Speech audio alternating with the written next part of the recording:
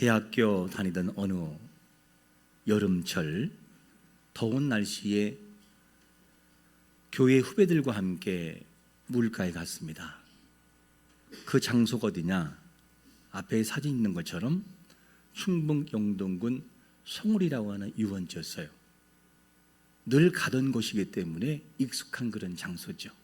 집에서 큰 산을 넘으면 바로 송울이라는 그런 그 유원지가 나옵니다. 그런데 후배들과 함께 가서 목욕도 하고 다슬기도 잡고, 그리고 거의 이 목정도 오는 그런 수심에 들어가서 함께 지냈습니다. 그러던 중에 한 후배가 뭐라고 하느냐, 형그라고 소리를 지르는 거예요. 그것을 보고 장난하는구나. 왜? 시골 사람 치고 뭐 수영 못하는 사람이 없거든요. 거의가 수영을 하거든요. 그래서 장난인 줄 알았다가 딱 보니까 장난이 아닌 거예요. 장난이 아니고 실제의 자기를 살려달라고 소리 지르는 그런 모습이었어요. 그걸 보고 당시 수영에 자신 있던 제가 막 수영해서 그곳에 갔습니다. 보니까 얘가 수영을 전혀 못하는 거예요. 조금 시골 교회인데 조금 도시에서 왔기 때문에 수영을 못했어요. 그리고 딱 가가지고 손을 내밀어서 잡으려고 하다가 딱 오는 생각이 뭐냐면, 아니지, 잡히면 뭐하지? 죽지. 왜? 거의 죽거든요, 같이. 그래서 내밀다가 손을 거뒀어요. 그럼 몇 초 사이 이거 어떻게 해야지? 고민하다가 그 친구가 있는 뒤로 가가지고 수영을 해서 확 밀고 다시 또 확 밀고 이거를 반복했어요. 근데 수영을 해야 어떡하지요? 여러분, 수영 좀 배우시기 바랍니다. 저 죽을 뻔했어요. 밀면 뭐 할 거야? 다시 또 오는데. 밀면 뭐 할? 나중에는 제가 지치더라고요. 너무너무 지쳐요. 사람 구하는 것이 얼마나 힘든지 몰라, 물속에서요. 그러다가 도저히 제가 지치는 상황이 왔을 때 갑자기 이상한 일이 벌어진 거예요. 그것이 뭐냐면, 이 친구가 갑자기 물을 먹는 거예요. 그 상황에서 저를 잡으려고 하다가 물을 먹어요. 막 물을 먹더니만 한 30초 정도 물을 먹더니만 나중에는 팍 기절하는 거예요. 이렇게 머리가 붕붕 뜨더라고요. 그 당시 이상했어요. 그리고 머리를 딱 잡고 제가 수영을 해서 한쪽 수영해서 걔를 끌고 나왔어요. 그리고 수습한 다음에 제가 궁금한 게 있었어요. 너 아까 왜 물 먹었냐? 왜 물 먹었냐? 그러니까 이 친구가 하는 말이 뭐냐면, 만약 자기가 살아서 형을 잡으면 같이 죽을 것 같더라는 거예요. 그래서 빨리 물을 먹어 내가 기절을 해야 형이 나를 구해줄 것 같다. 있을 수가 있는 일이에요, 이게? 그런 얘기를 하더라고요. 그래서 그 친구가 사는 거예요. 만약에 같이 나를 잡았다고 한다면 제가 이곳에 없을 수 있어요. 왜? 잡히면 거의 죽거든요, 같이요. 하나님의 역사가 아니면은 있을 수가 없는 일이죠. 너무너무 감사한 일이에요.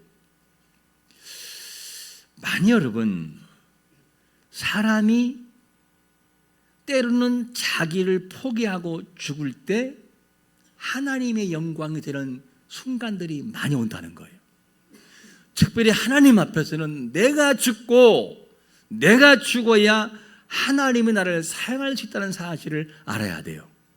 내가 살아있으면 하나님이 나를 사용할 수가 없다고요. 사용하고 싶어도 사용한다 한들 영광 가리기 때문에 사용할 수가 없는 거예요. 여러분, 하나님 앞에서 바울이 고백한 것처럼 십자가 아래 내가 다 죽는 삶을 살아가시기를 축원합니다. 그래야 하나님께 영광 돌릴 수가 있다는 거예요. 오늘 본문에도 므낫세 지파에 속하는 아비에셀 사람의 사람으로서 요아스의 가장 어린 아들 기드온이 나와요. 이 기드온이 나오는데 기드온이 하나님께 부름받는 장면이 오늘 본문에 등장합니다.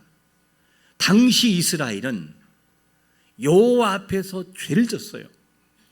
그러니까 구약 시대에 특별히 하나님 앞에 죄를 지는 백성들을 다스리기 위해서 어떻게 하느냐? 이방 민족에게 붙여버려요. 그리고 그들이 깨우쳐서 잘못했습니다 하고 여호와께 간구하도록 만드는 것이 반복된 패턴이었어요. 이 이스라엘도 하나님을 떠난 백성들이기 때문에 미디안 사람들에게 7년 동안 붙여버려요. 7년 동안. 그러니까 7년 동안 붙여서 큰 고생을 해요. 그래서 미디안 사람들은 아말렉 사람들과 동방 사람들과 함께 이스라엘을 공격해요. 괴롭히고. 그들의 군대들로 인해서 이스라엘은 초토화 직전이었어요. 얼마나 힘들었던지 두려움에 떨었고 사람들은 산의 구멍과 굴과 그 다음에 산성을 만들어서 숨어 지냈어요. 왜? 살기 위해서는 어쩔 수가 없었어요. 이게 이스라엘의 당시의 모습이었습니다. 힘겨운 삶을 살아가던 이스라엘은 하나님을 찾지 않을 수가 없었어요. 하나님을 떠나 있던 그들이 살기 위해서는 하나님하고 찾을 수밖에 없었습니다. 그래서 찾을 때 여호와가 소리를 들으시고 누굴 보내느냐? 이스라엘을 구원하기 위해서 사사를 보내는 거예요. 그게 누구냐? 기드온이었다 그 말이에요. 그래서 기도를 통해 하나님이 이스라엘을 구원하는 상황인데, 이때 기드온을 부르기 위해서 여호와의 사자가 그에게 다가갔을 때 기드온이 뭘 하고 있느냐? 밀을 타작하는데 이 밀을 어디서 타작하느냐? 포도주 틀에서 타작을 하고 있어요. 여러분 혹시 과거에 기억하십니까? 콩 타작할 때 좁은 공간에서요 밖에 나가서 타작을 해요. 밖에 나가서 그냥 굴르는 거 얼마나 많이 굴렀어요. 막 왱왱 하는 거 있잖아요. 그래서 타작하잖아요. 해놓고 나머지도 마찬가지고 그렇게 넓은 공간에 타작을 해요. 보통은. 근데 본문에 보니까 뭐라고 말씀하냐면 포도주 틀에서 타작했다. 이 포도주 틀은 어디 있느냐? 집 안에 있어요. 좁은 공간 안에 숨어서 그 밀을 어떻게 하든지 빼앗기지 않게 타작하고 있는 것이 누구냐? 기드온의 모습이었어요. 이렇게 기드온은 자기의 안전을 위해서 미디안 사람에게 발각되지 않게 밀을 타작하고 있는 것을 봅니다. 이 모습을 보고 여호와의 사자가 다가서서 하는 말이 있었어요. 여호와가 너희들과 함께하고 있다. 여호와가 너희와 함께하고 있다. 그러면서 위로말을 하니까 이 기드온이 하는 말이 뭐냐면, 아니 여호와가 함께한다면 어떻게 우리에게 이런 일이 있을 수 있습니까? 그러면서 원망을 해요. 원망을. 말을 해도 아무리 말을 해도 듣지를 않아요. 이 내용을 볼 때 하나님의 부름받을 기드온이 어떤 사람으로 볼 수 있냐면, 첫 번째로 바로 이런 말이에요. 자기 틀을 벗지 못한 사람이 기드온의 모습이었어요. 우리 한번 13절 말씀을 같이 한번 읽어볼까요? 시작. 기드온이 그에게 대답하되 오 나의 주여, 여호와께서 우리와 함께 계시면 어찌하여 이 모든 일이 우리에게 일어났나이까? 또 우리 조상들이 일찍이 우리에게 이르기를 여호와께서 우리를 애굽에서 올라오게 하신 것이 아니냐 한 그 모든 이적이 어디 있나이까? 이제 여호와께서 우리를 버리사 미디안의 손에 우리를 넘겨졌나이다 하니. 아니 지금 상황을 그가 경험하면서 여호와의 사자가 와서 여호와가 너희와 함께하고 있다고 말하는데 뭐라고 말하냐면, 아니 함께하면 이럴 수 있습니까? 어떻게 이게 하나님과 함께하는 증거냐? 그러면서 따지고 있는 거예요. 이게 누구냐? 기드온이라는 사람입니다. 기드온은 잔꾀에 밝은 사람이에요. 잔꾀. 사람 중에 그런 사람이 있잖아요. 지내보면 아주 참머리가 잘 들어간 사람이 있어요. 참깨가. 기드온도 딱 그런 사람이에요. 육신적인 생각에 그 일에는 아주 밝은 사람이에요. 어떻게 하면 내가 이 일을 피해갈 수 있을까? 이런 일에 밝은 사람이 누구냐? 바로 기드온의 모습이었다. 그러니까 밀을 포도주 틀에서 타작하고 있는 것을 봐요. 여호와의 사자가 기드온을 찾아와서 여호와가 함께한다 라고 말을 해도 믿지를 않는 거예요. 안 믿어요.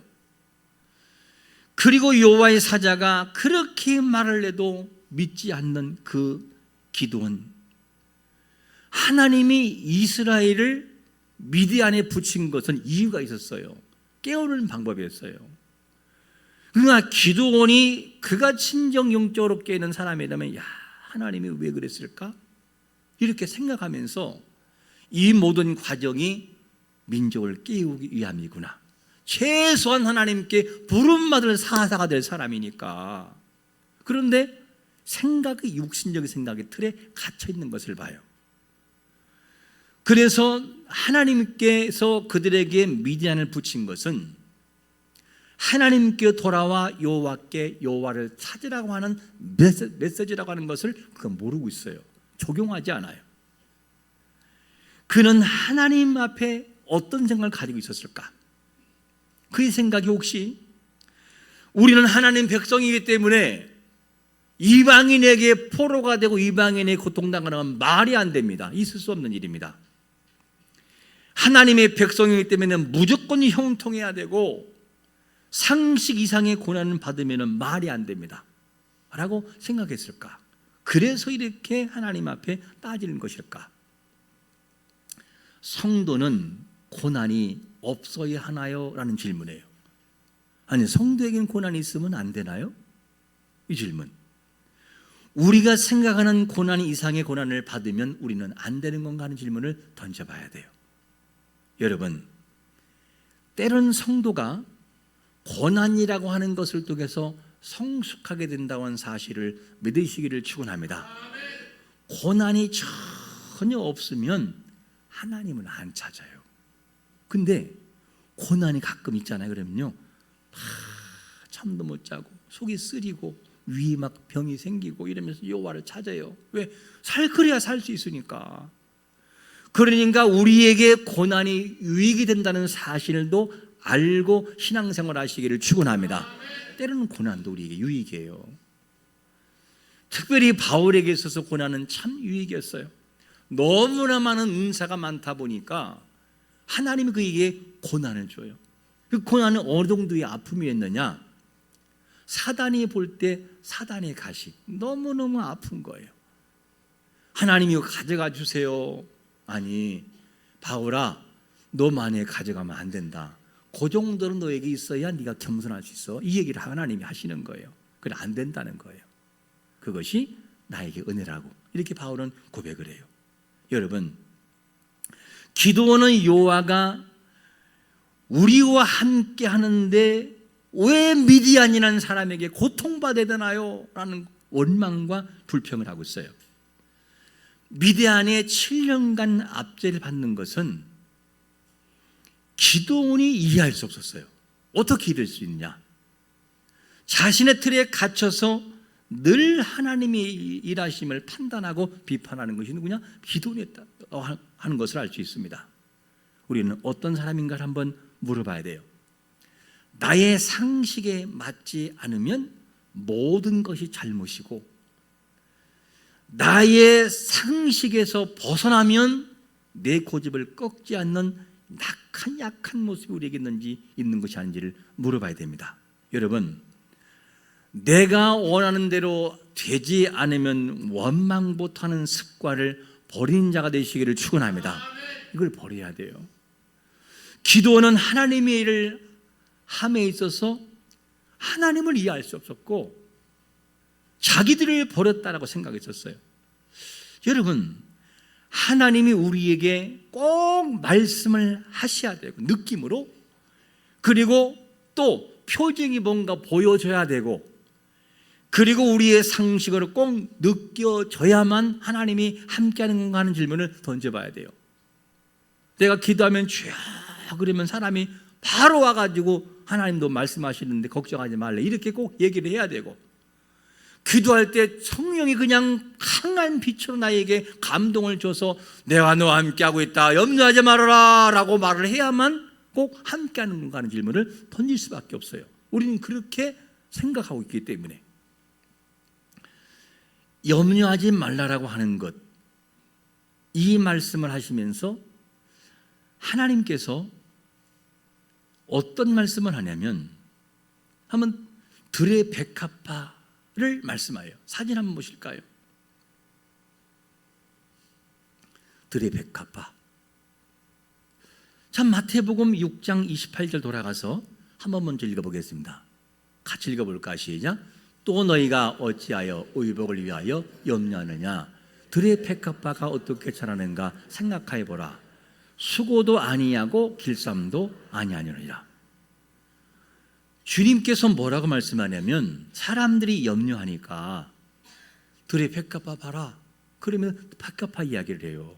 그러면서 들의 백합화는 길쌈도 안 하고 수고도 안 한다. 길쌈이 뭐죠? 길쌈? 옷감을 얻기 위해서 식물로부터 실천하는 과정의 노력을 길쌈이라고 합니다. 근데 뭐라고 말씀하냐면 들의 백합화 봐라. 야, 저거 누가 관리하냐? 너를 했니? 안 했잖아. 근데 아름답잖아. 다시 한번 사진 돌아가겠습니다. 사진. 저게 들의 백합화. 우리가 생각할 때 백합화 그러니까 무슨 하얀 무슨 꽃처럼 생각하는데 저게 이스라엘 성지를 가보면 저걸 들의 백합화라고 말합니다. 다음 사진을 보시면 저렇게 아름다워요. 꼭 뭐와 같아요? 양귀비꽃 같아요. 그런데 왜 주님이 저걸 보여주냐면 봐라, 아름답지. 저 아름다운 그 꽃이 들의 백합화인데 아무도 관리하잖아. 너를 빌어주냐? 안 되지. 내가 저거를 보호하고 있단다. 하나님이 함께하고 있다는 거예요. 저 꽃은 솔로몬의 아름답고 화려한 꽃보다 훨씬 그것보다 아름다운 것이 아무도 관리 안 하는 저들의 백합화야. 왜? 내가 관리하고 있기 때문에. 하나님이 함께한다는 거죠.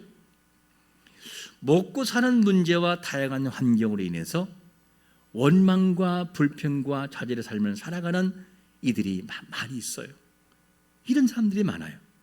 그런 사람들에게 하시는 말씀이 뭐냐면 공중의 새와 들의 백합화들을 한번 보라는 거예요.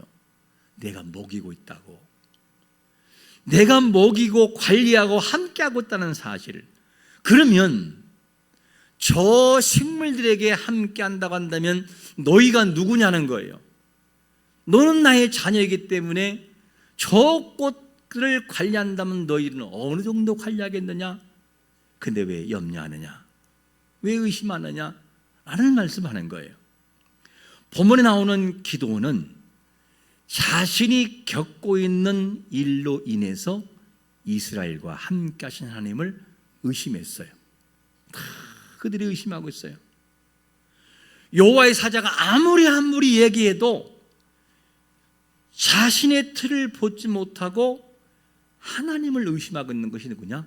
사사가 될 기드온의 모습이라는 거예요. 여러분, 하나님의 자녀가 된 우리는 의심부터 하지 말고 내 생각의 틀을 벗어버리고 하나님 말씀에 순종하는 삶을 살아가시기를 축원합니다. 이것이 우선이라는 거예요. 기드온은 이스라엘을 구원하기 위해서 하나님의 부름을 받을 사람이었습니다. 자신의 틀을 벗지 않고 사사일을 감당한다면 하나님의 일을 망쳐. 왜? 인간적인 생각이기 때문에. 그래서 이스라엘을 구원하려면 그는 자기 틀을 벗어야 되고 하나님의 뜻을 바라보고 와야만 됐어요. 그게 기드온이 해야 할 모습이었습니다. 그러면 이스라엘 구원하기 위해서 부름받은 기드온은 누구의 힘을 의지하여 사명을 감당해야 됐는가 하는 질문이에요. 두 번째는 바로 누구 힘이냐? 하나님의 힘을 의지하고 나와야 됐어요. 14절을 한번 같이 읽어볼까요? 시작. 여호와께서 그를 향하여 이르시되 너는 가서 이 너의 힘으로 이스라엘을 미디안의 손에서 구원하라. 내가 너를 보낸 것이 아니냐 하시니라. 앞에서 여호와의 사자 14절 이 앞에서는 뭐라고 표현되냐면 기드온에게 말씀하고 있는 분이 여호와의 사자라고 표현돼요. 근데 14절에 와서는 여호와께서 그를 향하여 이르시되 이렇게 표현돼요. 그러면 기드온에게 말씀하고 있는 그분이 천사가 확 떠나고 하나님 확 날라와 가지고 새로운 천사냐? 아니에요. 같은 존재, 같은. 이 말씀 볼 때 지금 여호와의 사자라고 표현된 것도 누구냐면 하나님 자신이었어요. 하나님이 말씀하고 있는 거였어요. 누구에게? 기드온에게. 그래서 여호와의 사자가 말씀하고 있는데도 기드온은 안 믿어요. 네가 정말 사사가 돼서 하나님의 영광에 일하고 이스라엘을 구원하려면 너희 틀을 벗고 내가 말하는 메시지를 듣고 나를 의지해라. 너의 힘이 아니다. 이거를 말씀하는데 그 힘이 뭐냐면 너는 가서 이 너의 힘으로 이스라엘 미디안을 구원하라. 그러면 여기서 이 너의 힘이 어떤 말씀이죠? 뭐를 말하는 겁니까? 원문을 참고할 때 원문을 직역하면 이런 거예요. 이 너의 힘 안에서 가라. 이 말을 풀어 말씀드리면 기드온의 힘으로 가라는 얘기가 아니라 기드온을 통하여 나타내시는 하나님의 힘으로 가서 그 일을 하라는 거예요. 그러니까 기드온의 강력한 힘을 발휘해서 이스라엘을 구원하기 위해서는 여호와가 기드온을 불러 하나님이 주시는 힘과 능력을 가지고 그에게 전가되는 힘으로 감당할 때 이스라엘을 구원한다는 거예요. 이거를 말씀하고 있습니다. 여러분, 우리의 힘은, 우리의 사역과 우리의 능력은 나에게 소유된 잠재의식 속에 있는 힘이 아니라 여호와가 나를 사용할 때 능력을 발휘할 수 있음을 믿으시기를 축원합니다. 딱 그 얘기를 지금 하고 있는 거예요. 기드온아, 너 안 된다. 너 힘으로는 안 돼. 근데 계속 기드온은 누구를 의지하고 있는지 알아요? 15절에 보니까 또 이렇게 일하려고 그래요. 그러나 기드온이 그에게 대답하여 오 주여, 내가 무엇으로 이스라엘을 구원하리까? 보소서 나의 집은 문하태 중에 극히 약하고 나는 내 아버지 집에서 가장 약한 자리이다. 계속 자기에 있는 힘, 자기 있는 집안의 에너지, 자기 에너지를 가지고 일을 하려고 그래요. 안 된다는 거예요, 하나님이. 근데 여기에 틀을 벗어나지 못하고 여기 갇혀있는 기드온의 모습을 우리에게 보여주고 있어요. 내가 무엇으로? 나의 집이 이렇게 표현돼요. 성도의 진정한 힘은 나의 새 스스로에게 나오는 것이 아니라 여호와가 우리를 통해 일하실 때 그 속에서 능력이 발생되는 것을 믿으시기를 축원합니다. 거기서 나온다는 거예요. 이게 기드온이 해야 할 모습이었어요. 평소 우리는 우리 스스로를 자랑하고 우리를 의지하려고 그래요. 내가 배움의 학식, 내 가진 모든 조건, 나의 인물, 나의 모든 것들, 나의 명예, 이것이 우리를 사로잡아서 할 수 있다고 생각을 해요. 착각하면 안 돼요. 인간이 얼마나 부족한 존재냐면 욥기서에서 욥기 4장 18절에서 이렇게 인생 리락함을 말합니다. 하나님은 그의 종이라도 그대로 믿지 아니하시며 그의 천사라도 미련하다 하시나니 하물며 흙집에 살며 티끌로 털을 삼고 하루살이 앞에서라도 무너질 자이겠느냐. 무슨 말씀이냐면 천사도 하나님 앞에서 미련하다. 근데 천사보다 훨씬 못한 인간, 흙투성이와 먼지 속에 살아가는 인생은 하물며 어떻겠냐 이거예요. 이게 인생의 모습이라는 거죠. 기드온은 여호와가 주시는 힘과 능력으로 감당해야 됐어요. 그래서 다시금 본문 16절에서 여호와가 간곡하게 이렇게 말해요. 여호와께서 그에게 이르시되 내가 반드시 너와 함께하리니 내가 미디안 사람 치기를 한 사람 치듯하리라. 와, 계속 얘기해. 계속 여호와께서 그에게 또 이르시되 내가 너와 함께한다. 믿어라. 너를 포기하고 너의 힘이 아니라 내가 너를 사용하는 힘으로 감당하라고 말씀하고 있음을 보게 됩니다. 그래서 하나님이 공급하시는 힘으로 감당할 때 기드온은 사명을 감당할 수 있었어요. 기드온이 자신의 틀을 깨고 자신과 함께 하시는 하나님을 믿고 나갈 때 기드온의 300명의 용사로 몇 명을 물리칠까요? 12만 5천 명을 물리치는 거예요. 몇 명으로? 300명으로. 그게 하나님이 일하심이었습니다. 우리는 여기서 이렇게 한번 질문을 볼 수 있어야 돼요. 나의 능력은 어디에서 오는가? 나의 능력은 나에게서 오는 것이 아니라 나와 함께 하시는 하나님의 능력으로부터 오는 것을 믿으시기를 축원합니다. 하나님 우리를 사용하시는 순간 나의 능력을 초월하여 그 일을 감당할 수 있어요. 하나님께서 함께 하실 때 은혜를 경험하는데 어떤 은혜냐? 창세기 10장 이하를 보면 아브라함이 그 안에 사라를 데리고 어디를 가느냐면 그랄 지역으로 가요. 그때 그랄 왕 아비멜렉이 사라의 모습을 보고 너무너무 반해버려요. 그러니까 사전에 아브라함과 사라가 상의를 한 거예요. 어떻게? 여보, 나는 여보를 볼 때마다 너무 아름다워서 걱정이 된다.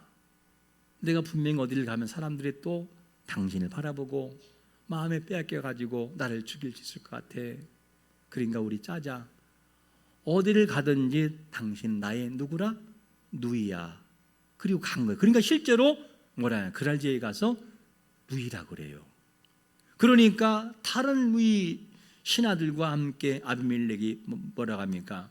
이 사라를 보고 완전히 반해버려가지고 아내를 삼으려고. 왜? 뭐 누이니까 할 수 있잖아요. 그런데 이후에 사라가 누구의 아내가 되려고 갔냐면 그랄 왕 아비멜렉 간 거 이미. 그리고 어떻게 해요? 잠을 잘라고 했던 거 있었어요. 근데 그 전에 여호와께서 꿈에 나타나요. 하나님 뭐라고 하냐? 아비멜렉아, 지금 있는 저 여자는 남편이 있다. 근데 그 남편이 누구냐? 선지자다. 또 만약에 저 사람을 취하면, 저 사라를 취하면 너는 죽는다. 너 죽어. 이 말로 깜짝 놀래요. 누가? 아비멜렉이.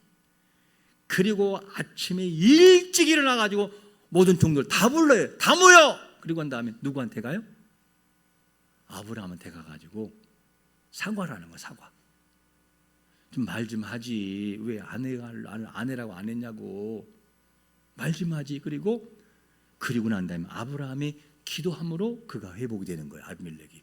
이 말도 안 되는 소리잖아요, 이게. 그리고 난 다음에 아브라함과 아비멜렉이 헤어질 때 진심으로 부탁을 해요. 누가? 아비멜렉이, 왕이 이 보잘것없는 아브라함에게 부탁할 때 뭐라고 부탁하느냐? 창세기 21장 23절 같이 읽어봅니다. 시작.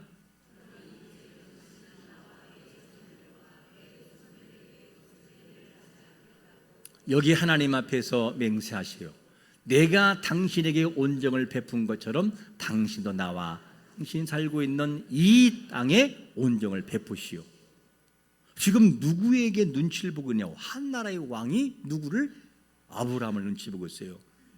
내가 당신에게 한 것처럼 나에게 앞으로 좀 은혜를 베풀어 달라고. 왜 이런 일이 생길까? 이유는 하나예요. 여호와가 누구와 함께하고 있어요? 아브라함과 함께하기 때문에. 이렇게 함께하고 있다라고 여호와 자신께서 기드온에게 말하는데도 안 믿어요. 이게 기드온의 모습이었다. 기드온은 이스라엘을 구원하기 위해서는 자기 힘으로는 안 됐어요. 자기의 틀을 벗고 나를 내려놓고 여호와가 함께하고 있으며 여호와로 인하여 내가 할 수 있다는 사실을 믿고 그 길을 가야만 됐었어요. 뒤늦게는 그렇게 가지만 출발은 그렇게 안 된 것이 누구냐? 기드온의 모습이었습니다. 여러분, 성도 힘과 능력은 스스로에게 나오는 것이 아니고 문제 해결은 내가 할 수 있는 것이 아니라 나를 붙드시고 사용하시는 여호와의 그분의 능력을 통하여 내가 할 수 있음을 믿으시기를 축원합니다. 이 사실을 한 주 동안 마음속에 담아야 돼요. 그래, 내가 하는 거 아니다. 내가 할 수 있는 것이 아니다.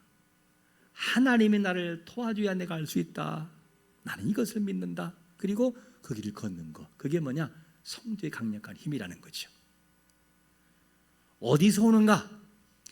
성도의 힘은 나에게서가 아니고 내가 하는 것이 아니라 나의 경험과 나의 지식이 아니라 나를 사용하시는 여호와 그분에게서 나에게 온다는 사실을 믿고 하나님 앞에 나가는 성도가 되시기를 예수 그리스도의 이름으로 축원합니다. 아멘. 우리 한번